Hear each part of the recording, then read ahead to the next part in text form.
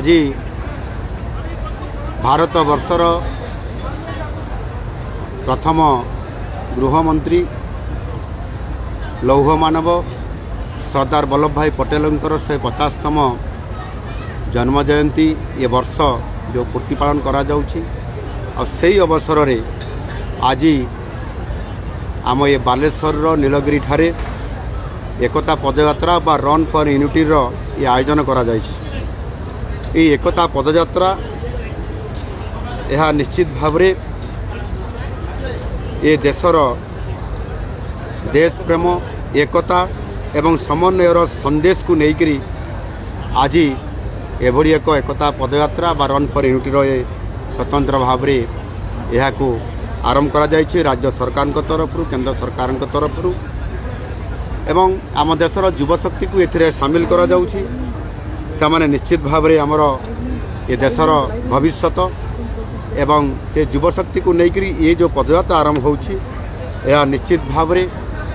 से किभली भाव रे आम देशर आगामी दिन में नेतृत्व नेबे एवं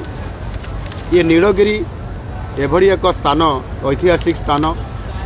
जहाँकि आपंकर देश स्वाधीनता प्राप्त हैला परे ये प्रथम गणजात राज्य जी कि जो 564 गणजात राज्य मिश्रण होता भारत वर्ष से प्रथम नीलगिरी ये गणजात मिशीला एवं निश्चित भाव रे ये एक पवित्र माटी ऐतिहासिक स्थान आउ ये स्थान रे ये ओडिशा सरकार तरफ प्रथम रे एक गणदौड़र रन फॉर यूनिटी ये कार्यक्रम आज रखा जाइछि। एनु निश्चित भाव रे आज आमको किभली भाव रे एकता एवं देशप्रेम एवं समर्पण भावना लेकर आज युववर्ग आगे आसबे एवं माननीय यशस्वी प्रधानमंत्री नरेंद्र मोदी जी जो आह्वान अच्छी विकसित भारत 2047 रे गठन करने आउ से आधार रे आम ओडिशा सरकार मध्य नेतृत्व नौछंती 2036 मसीह समृद्ध ओडिशा गठन करने आउ से आधार रे आज आमको निश्चित भाव रे आज पवित्र दिन रे सरदार वल्लभ भाई पटेल जी कि लौह मानव तांकरी सही नीति एवं आदर्श एवं विचार को लेकर आम युववर्ग निश्चित भाव से दिगरे आगे नेबे एवं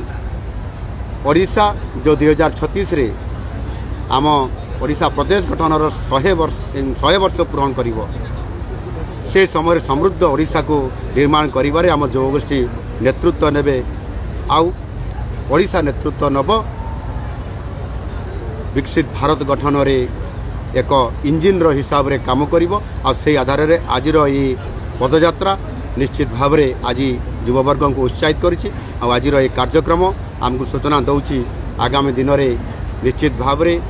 ये जो समृद्ध ओडिशा गठन रे बालेश्वर प्रथम जिला हिसाब रे निश्चित भाव नेतृत्व नब। धन्यवाद।